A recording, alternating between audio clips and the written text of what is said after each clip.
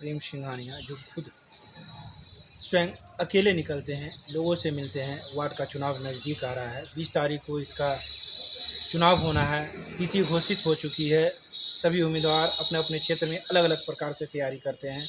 कोई साथ घूमते हैं तो कोई झुंड बना के घूमते हैं, तो कोई अकेले घूमते हैं। उसी अकेले घूमने के क्रम में हमारे साथ अभी हम देखे हैं कि स्वयं प्रेम सिंघानिया और प्रेम पासवान जो अकेले घूमते हैं, लोगों से क्या मिलते हैं, क्या कहते हैं, लोगों ने इनको क्या उम्मीद दे रखी है, सारी बात इनसे जानेंगे। जी नमस्ते। नमस्कार। आपका बहुत बहुत धन्यवाद और आपकी सभी टीम का बहुत बहुत धन्यवाद, इन्होंने मौका दिया है हमें बोलने का। आप अकेले घूम रहे हैं, क्या क्यों अकेले घूम रहे हैं? क्या लोग साथ नहीं हैं आपके? देखिए, जब हम जाते हैं ना तो हम चाह रहे हैं कि सभी लोगों के पास जब अकेले जाएं तो उनसे हम बातें करें, उनके मन का और उनके दिल का बात जानें कि सच में समस्या के ज़मीनी स्तर पर जो हम देखे और जो हमने बचपन से 15 सालों से देखा, उसको देखते हुए जो जनता की समस्या है उनको भी उनसे लेते हैं, उनको जानते हैं। इसी क्रम में उनसे आशीर्वाद भी प्राप्त करते हैं और समस्याओं को भी जानते हैं कि वार्ड 16 में क्या क्या समस्या है। और लगातार जो है हर साल बीते 15 सालों से सभी लोग रहे, लेकिन अभी तक जो है लक्ष्मी सागर से जल जमाव और जो सड़क का समस्या, नाले का समस्या, शिक्षा, स्वास्थ्य, रोजगार जो है यहाँ नहीं है। ये तो कॉमन समस्या है। लोग आखिर और कुछ क्या बताते हैं? और उसके बाद जो है सब जो है बरसात के पानी हो, जल जमाव हो, इस सबसे त्रस्त है। यहाँ पे जो है सरकारी जो लाभ होता है, जैसे कोरोना का समय था, सभी लोगों के पास मास्क, सैनिटाइज़र और साबुन पहुंचना था, वो सब चीज़ भी नहीं पहुंचा। तो बीते जो है साल आप देखे होंगे जब जल की समस्या हुई, यहाँ लक्ष्मी सागर में कभी भी जल से जो है ऐसा नहीं हुआ जो चापाकल से जल नहीं मिलता हो, लेकिन बहुत सारा जो पोखर है सभी लोग उस पर जो है कब्जा करके पोखर को भर दिया गया है। कितने तालाब थे आपके वार्ड में? हमारे वार्ड में लगभग जो है ना आपको लगभग 10 से ऊपर तालाब है।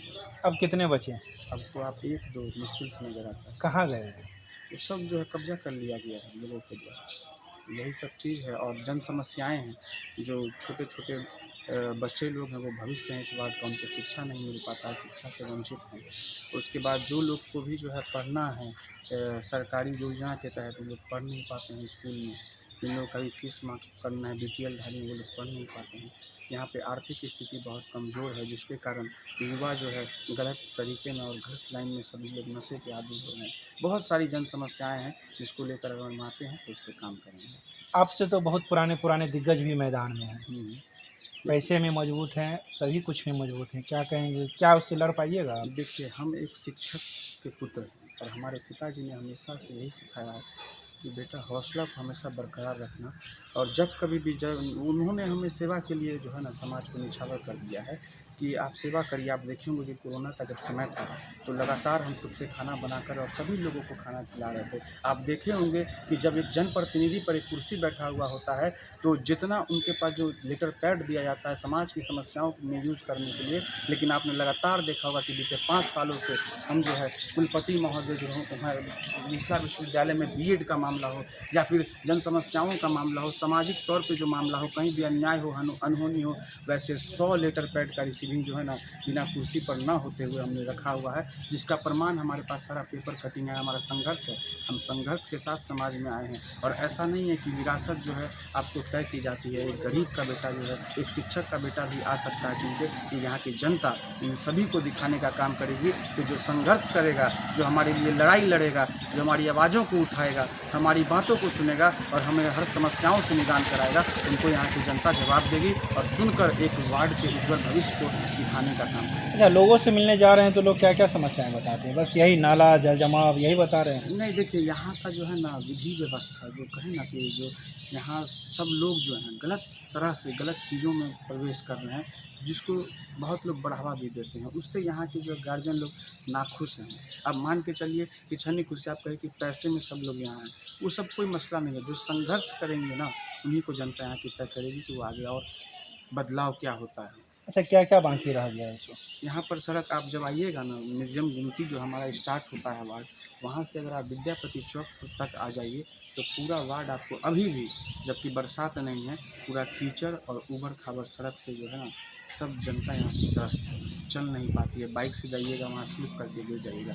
बगल में ट्रांसफार्मर है, कभी भी कोई भी अनहोनी घटना घट सकती है। बीते 15 सालों से सभी लोगों को जनता ने गद्दी पर बैठाने का काम किया। यहाँ के बुद्धिजीवी लोगों ने, हमारे वार्ड में सभी तरह के बुद्धिजीवी लोग निवास करते हैं, सब लोगों ने उनको चुनकर जो है ना निगम में बैठाने का काम किया, लेकिन उन लोगों के मान सम्मान को जो है ना इन लोगों ने धूमिल करने का काम किया। और उसी का जवाब इस बार जनता यहाँ की जो है ना अपने वोट के चोट से दे के दिखाएगी।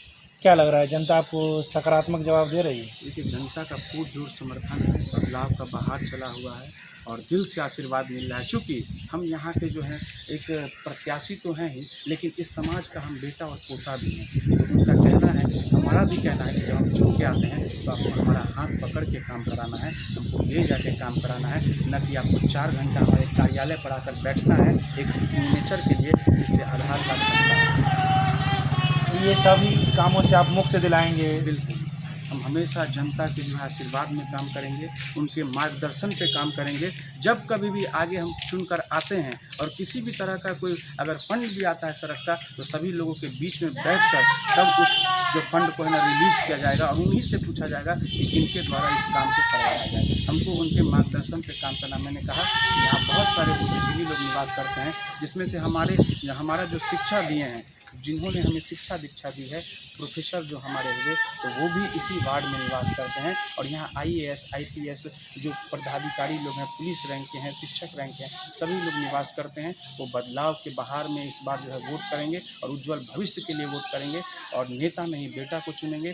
शिक्षा, स्वास्थ्य, रोजगार के लिए इस बार समाज यहाँ चुनने जा रही है। नेता नहीं बेटा को चुनेंगे। बहुत सारे लोगों को चुन के देखा वार्ड नंबर 16 के लोगों ने, अब एक युवा को चुनेंगे जो विश्वविद्यालय की तो नेतागिरी कर चुके हैं, वार्ड की नेतागिरी करेंगे, समस्याओं का हल करेंगे।